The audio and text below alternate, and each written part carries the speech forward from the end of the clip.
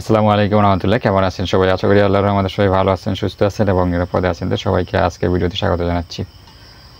ভিডিওর থাম্বনেল দেখে হয়তো বা আপনারা একটু অবাক হয়েছেন যে ১৯তম শিক্ষক নিবন্ধন পরীক্ষা হবে না, তাহলে শিক্ষক নিয়োগ কীভাবে দেওয়া হবে।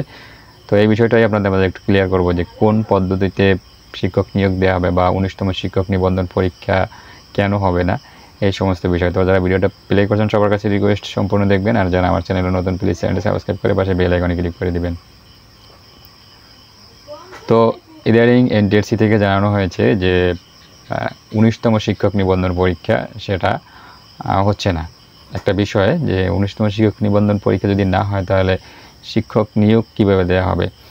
তো এ সম্পর্কে যেটা জানা গেছে সেটা হচ্ছে যে গতানুগতিকভাবে যে প্রথম থেকে ১৮তম পর্যন্ত যে শিক্ষক নিবন্ধন পরীক্ষাগুলো হয়ে আসছে, এখন আগামীতে যে ১৯তম শিক্ষক নিবন্ধন পরীক্ষাটা হওয়ার কথা, তো সেই শিক্ষক নিবন্ধন মানে ১৯তম শিক্ষক নিবন্ধন পরীক্ষাটা আর হচ্ছে না।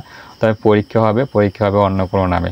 আমরা সবাই জানি যে ১৯তম শিক্ষক নিবন্ধন বা আগামী যে শিক্ষক নিবন্ধনটা হবে সেখান থেকে বয়সের কোনো বিষয় থাকবে না। মানে একজন প্রার্থী যে যদি নিবন্ধন পরীক্ষায় পাশ করে তাহলে সে পরবর্তী যে কোনো সময় যে কোনো গণবিজ্ঞপ্তিতে আবেদন করতে পারবে। মানে পরীক্ষায় যেদিন সার্কুলার প্রকাশ করা হবে সেদিন যদি তার বয়স ৩৫ বছরের নিচে থাকে তাহলে সে সারা জীবন আবেদন করতে পারবে। এমন একটা নিয়ম ইতিমধ্যে হয়ে গেছে। এটা আগামী যে নিবন্ধন সার্কুলারগুলো হবে সেখান থেকে কার্যকর হবে। তো এই যে শিক্ষক নিবন্ধন পরীক্ষার যে পরিবর্তনটা আনা হচ্ছে, এজন্যই ১৯তম শিক্ষক নিবন্ধন পরীক্ষার নামটাও না রাখার চিন্তাভাবনা করা হয়েছে যে ১৯তম থাকবে না। এই যে পরীক্ষাগুলো হবে সেটা একটা নতুন প্রথম থেকে শুরু হবে, সেটা যে নামেই হোক না। তো এই যে ১৯তম শিক্ষক নিবন্ধন বা ২০তম শিক্ষক নিবন্ধন এরকম থাকবে না, তবে পরীক্ষা হবে সেটা অন্য কোনো নামে হবে। যদিও এখন পর্যন্ত কোনো নাম ঠিক করা হয় নাই এবং এটা এখন পর্যন্ত চূড়ান্তও না। তবে এরকম একটা কিছু হতে পারে যে এই যে নিবন্ধন পরীক্ষার নামে যেটা থাকে ১৮তম, ১৯তম, ২০তম এরকম কিছু থাকবে না, অন্য কোনো নামে পরীক্ষাগুলো হবে এবং সেটা হবে শুরু থেকে শুরু হবে, প্রথম থেকে শুরু হবে, এমনটা জানিয়েছে এনটিআরসির কর্তৃপক্ষ থেকে, এমনটা জানানো হয়েছে।